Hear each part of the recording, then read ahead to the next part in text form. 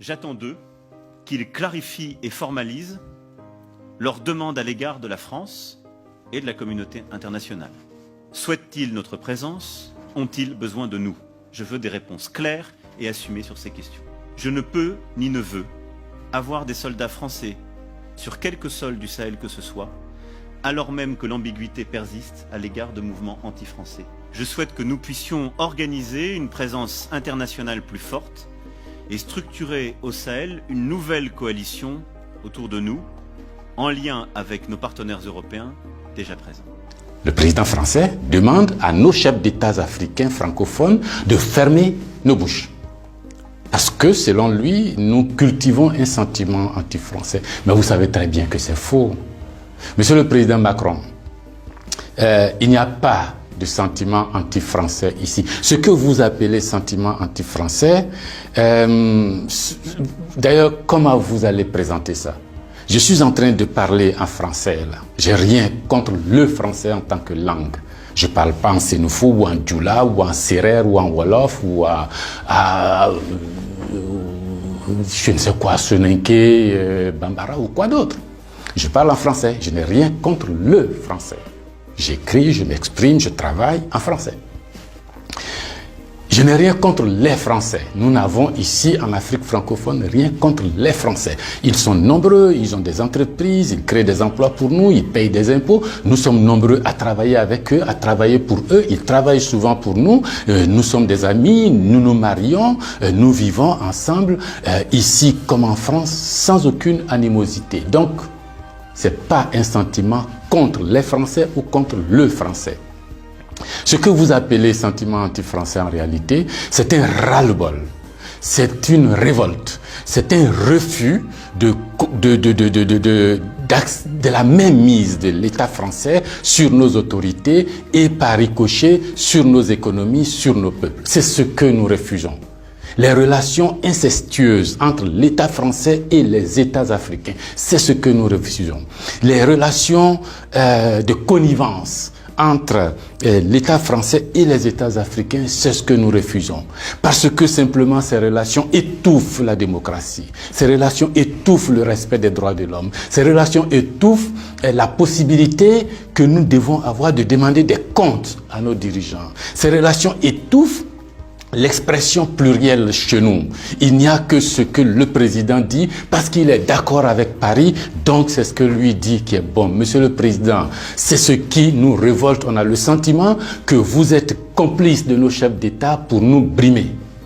On a le sentiment que les droits de l'homme que vous faites respecter en France, les libertés individuelles que vous faites respecter en France, la déclaration universelle des droits en France, déclaré là-bas par vos ancêtres, Monsieur le Président, on a l'impression que vous considérez que nous, en Afrique, on n'a pas droit à cela. Nous, en Afrique, on n'est pas digne de cela. Nous, en Afrique, on n'est pas suffisamment humain pour avoir les droits humains. C'est ce qui révolte cette jeunesse-là.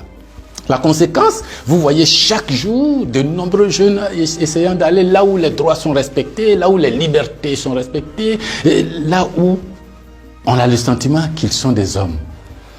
C'est ce qu'il faut changer, Monsieur le Président. C'est ce qu'il faut changer. Vous pouvez parler 1000 fois à nos chefs d'État, vous pouvez leur donner des instructions 1000 fois, mais ça ne changera rien dans la tête des populations africaines ici, dans l'esprit des populations africaines ici. L'idée est que nous voulons redevenir des hommes libres. Nos ancêtres ont été vendus comme des marchandises par vos ancêtres. Comme des marchandises. Pendant de 1500 à 1890, c'est par là, comme des marchandises. Nous fermons les yeux là-dessus. Nos parents ont été gouvernés par la décision que vos parents ont prise à Berlin de venir s'accaparer nos territoires, nous-mêmes, nos fleuves, nos rivières, nos matières premières, de prendre possession de nous. Ça a duré près d'un siècle.